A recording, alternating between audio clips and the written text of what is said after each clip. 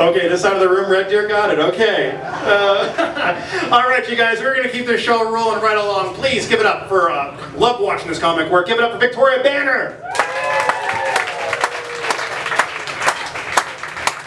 Who's excited for 4 more minutes of doofy stoner energy and screaming? Yeah! I am too loud on the mic and also a burnout, so no change in what you just saw.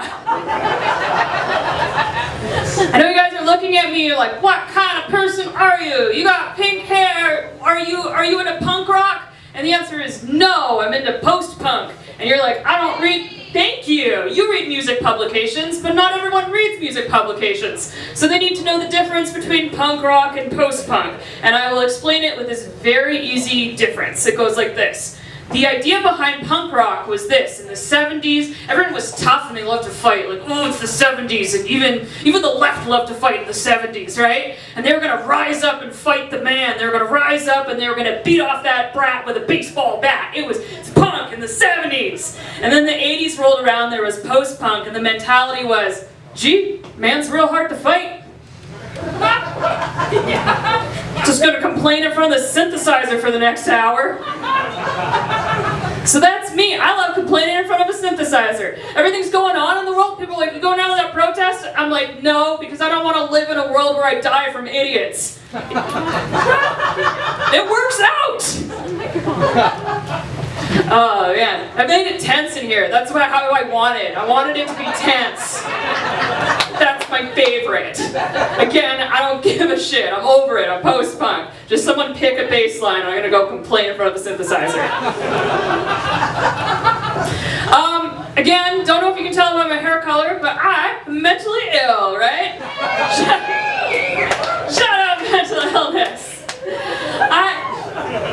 One of the things that happens to me is I'm very reserved, and I wish I could have as much fun and be as genuine about things as I want to be. Like, I wish I loved some things, like, because everyone's like, hey, like, this is the thing, people are like, the left is canceling pickup trucks. They're canceling the pickup trucks. No, we're not. You can put so many drag queens in a pickup truck during the Pride Parade.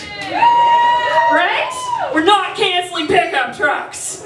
But I can't love things as purely as someone who, I love my truck, right? Because like, I just feel like if I show my true emotions, it's just too much. Like, my biggest fear in the world is character actors. Like, everyone else, the people laughing are also mentally ill because they know what comes next. Character actors like at Disneyland or at like medieval times or like anything where you have to meet a pirate is not okay because that's a character actor. That's like not Snow White, it's a character actor. And my biggest fear is because I love pretend so much. I love imagination and joy and love so much, but that was beaten out of me again. So when I go to like a pirate themed dinner theater and then the waiter comes up to me and the waiter's a pirate and then the waiter's like, "Yar, my matey, welcome to Pirates McGee's. Would you like to walk the plank into our endless salad?"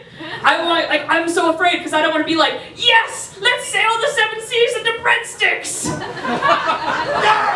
Exactly, right? It's so fun. And then I'm just so afraid that the waiter's going to be like, "My name is Trevor and you're a moron."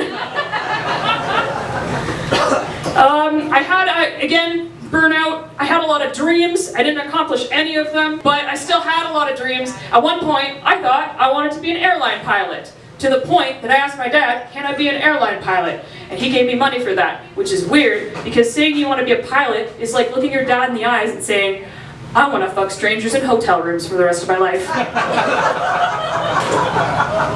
And then when you tell him that he wasted all of his money to be a stand-up comedian, you're looking him in the eyes and saying, I want to fuck strangers in motel rooms for the rest of my life.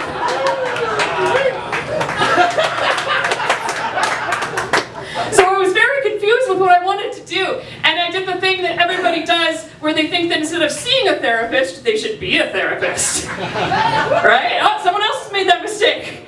It's a good one. They're very easy at the University of Lethbridge. I signed up for psychology at the University of Lethbridge, child psychology, and I dropped out after 2 weeks. And you're like, is it because it's too hard? No, I can land a plane. I'm very smart. I actually dropped out after 2 weeks because there was a girl in my class and I called her Bad Snacks.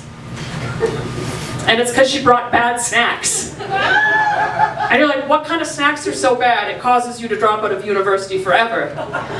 And the answer would be, in an entire 250-person lecture hall, this girl managed to bring a Safeway rotisserie chicken every day. That's a bad snack, right? And you're like, Victoria, maybe she needed the protein for her brain so she could learn child psychology. And the answer is, no, I'm not being judgmental because she also drank 2 liters of Mountain Dew.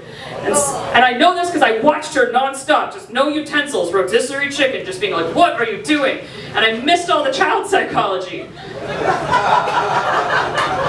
So our first exam rolls around and I know nothing, and I'm like, oh no, what am I supposed to do? And I'm like, you know what, no matter what, I'm not going to get distracted by the bad snacks. I will mentally prepare myself for chicken. So we have our first exam. It's dead quiet. You want to know what bad snacks brings?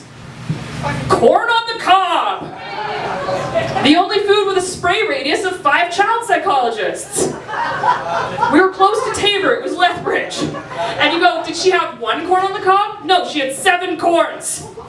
7 corns! That's a lot of corns! So I just got up and I left child psychology forever. Which is unfortunate, because now I have low self-esteem, because I didn't accomplish anything.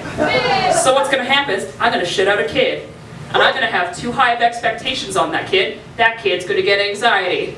That kid's going to start humping couches. I'm not going to know why, because I dropped out of child psychology. So then, I'm going to have to put that kid into an SUV and drive that kid to a child psychologist. And the child psychologist is going to be fucking bad snacks, because she had the protein in her brain. And I'm going to be like, I don't know why my kid is humping couches. And she's going to look me in the eyes and say, have you tried eating a backpack full of corn? Thank you for having a good night.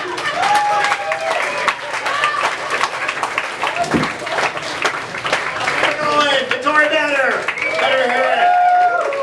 She could have been a child psychologist.